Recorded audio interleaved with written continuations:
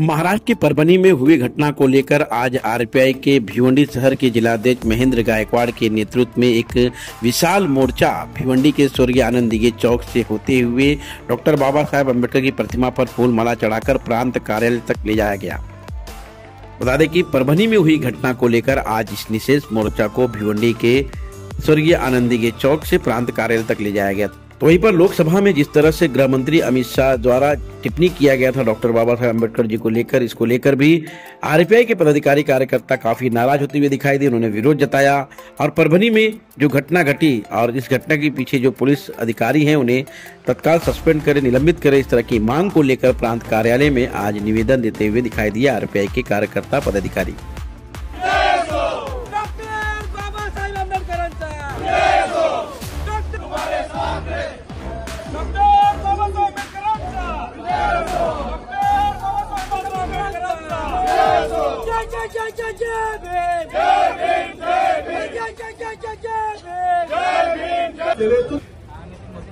आता अमित शाह बोलतात बाबासाहेब हे काय फॅशन झाले।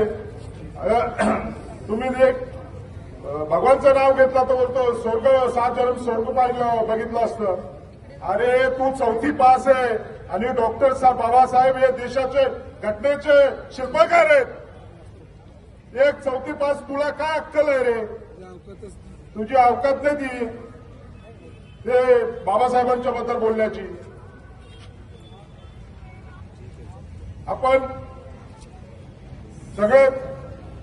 आपण या मोर्चामध्ये सामील झाले। मी सगळ्यांचा आभारी आहे आणि आपण सगळे शांततापणाने आपण जसे आलो तसेच आपण सगळ्या प्रांत ऑफिसला एक 10-15 लोक आम्ही आता जाणार आहोत आणि मग तिथून आपण तिथे निवेदन देऊन आपण तिथे मोर्चा आपला समाप्त करू। प्रशासनाचे लोक प्रथमतः कार्यदर्शक करतो। अमित शाह ससेबीचे बोलले जय भीम जय भीम जय भीम बोलले, तात्पुरतं बरं होतं। मग ते किती बोलले आजपर्यंत कुठल्या स्टेजवर ते नाव घेतलेलं नाही आहे। त्यांनी संसदमध्ये एवढं चांगलं नाव घेतलं आंबेडकर आंबेडकर आंबेडकर, ते पूर्ण गाजलं आणि ते बोलले की स्वराज्याची भाषा केली, तो त्याच्या पद्धतीने बोललेला आहे।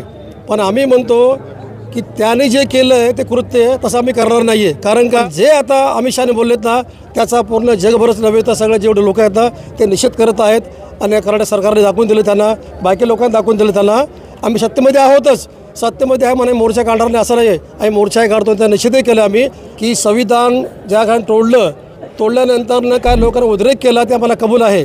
उद्रेक केला तुम्ही आमच्यावरती कायद्याची कारवाई करा आणि आम्हाला कोर्टात हजर करा, आम्ही जामीन घेऊया का गुन्हा केला आम्ही। मग संविधान ज्यांनी तोडलं फक्त त्या ठिकाणी आम्हीच लोक उतरायचे का? म्हणजे बाबासाहेब आमचे, संविधानही आमचा, मग तोडलं म्हणून किती लोक त्यावर सामील झाले? ना बीजेपी सामील झालं नाही, ना काँग्रेस नाही, ना जनता पार्टी नाही, कुठलीच पार्टी नाही, समाजवादी पार्टी नाही, कोणी नाही। फक्त आमचे आरपीआयचे लोक आणि आमचे दलित कार्यकर्ते हे उतरले की संविधान का तोडलं म्हणून। संविधान सगळ्या भारताचं आहे, मग प्रत्येक लोकांनी जाऊन ते निषेध करायला पाहिजे होता, असं का केलेलं नाही आहे। तसंच ज्या ठिकाणी पोलिसांनी मारहाण केली, सिस्टम काय असते, पोरांनी दंगल केली तर आपण CCTV कॅमेरे घेतो, चौकशी करतो, त्याला अटक करतो। कोम्बिंग ऑपरेशन करा गरज काय? या ठिकाणी छत्तीसगडला आहे का नक्षलवादी नाही त्या ठिकाणी कोम्बिंग ऑपरेशन करणं, घरात घुसून बायांना मारणं, पोरांना मारणं, इतकं मारलं की तो मेलाच पाहिजे। किती खतरनाक आहे हे, बरोबर नाही सगळं हे। पहिले तेच म्हटलं आम्ही सत्तेमध्ये असलो, आम्ही गांडूने बोललो, आम्ही त्याला दाखवून देऊ सत्तेमध्ये काय ते। आम्ही सत्तेमध्ये आहो म्हणून मोर्चा काढत असं नाही आहे। मोर्चा काय काढला आम्ही सत्य असूनमध्ये? आम्ही आम्हाला वाटलं सत्तेमध्ये आहे मोर्चा काढू नाही, काढलं नसतं आम्ही, पण आम्हाला माहीत आहे की आम्ही मोर्चा काढू शकतो कुठलाही। आणि मागणी आमची अशी आहे की ज्या अधिकाऱ्यांनी मारहाण केली आहे त्यांच्या CBIवर चौकशी करा, त्यांना डिस्चार्ज करा, म्हणजे सस्पेंड आहे, डिस्चार्ज म्हणजे त्यांना खाते काढून टाका आणि काढून त्यांना त्यांच्या कारवाई करा। 302 आणि दंगल घडवलं का की त्या ठिकाणी आमच्या लोकांनी कम तोडफोड केली पण पोलिसांनी जास्त तोडफोड केली आहे।